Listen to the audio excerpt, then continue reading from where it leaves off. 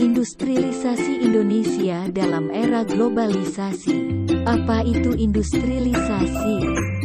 Industrialisasi adalah suatu proses perubahan sosial ekonomi yang merubah sistem pencaharian masyarakat agraris menjadi masyarakat industri.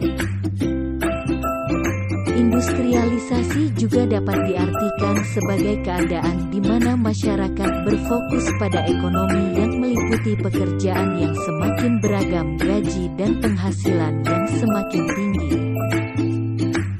Industrialisasi adalah bagian dari proses modernisasi di mana perubahan sosial dan perkembangan ekonomi berkaitan dengan inovasi teknologi. Negara Inggris merupakan negara pertama yang melakukan industrialisasi ketika terjadi revolusi industri di abad 18. Pada akhir abad 20, negara di Asia Timur telah menjadi bagian dunia yang paling banyak melakukan industrialisasi. Sedangkan di Indonesia industrialisasi semakin menurun semenjak krisis ekonomi tahun 1998. Faktor-faktor pembangkit dan penghambat industri di Indonesia. 1. Struktur organisasi dilakukan inovasi dalam jaringan institusi pemerintah dan swasta yang melakukan impor. 2. Ideologi perlu sikap dalam menentukan pilihan untuk mengembangkan suatu teknologi, apakah menganut teknonasionalisme atau teknoglobalisme. 3. Kepemimpinan dan elit politik Indonesia harus tegas dan cermat dalam mengambil keputusan. Permasalahan pembangunan sektor industri di Indonesia. 1. Lemahnya sarana dan prasarana. 2. Kesenjangan pembangunan daerah. 3. Ketergantungan impor. 4. Rendahnya kualitas SDM.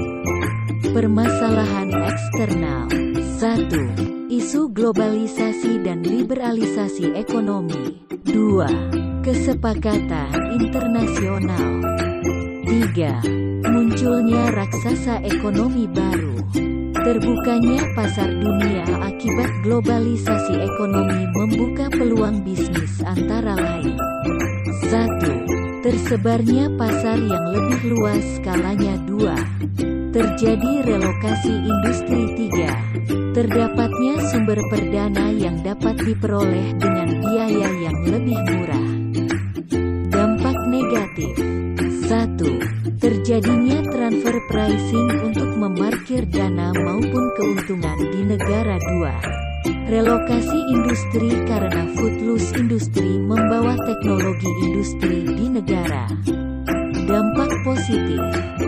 1. Peningkatan pendapatan nasional. 2. Standar hidup yang lebih tinggi. 3. Stabilitas ekonomi. 4. Neraca pembayaran. Untuk memacu pembangunan industri di tanah air, Kementerian memfasilitasikan pembangunan kawasan industri yang mana hingga saat ini, terdapat 128 kawasan industri yang sudah memiliki izin usaha kawasan industri dan telah beroperasi.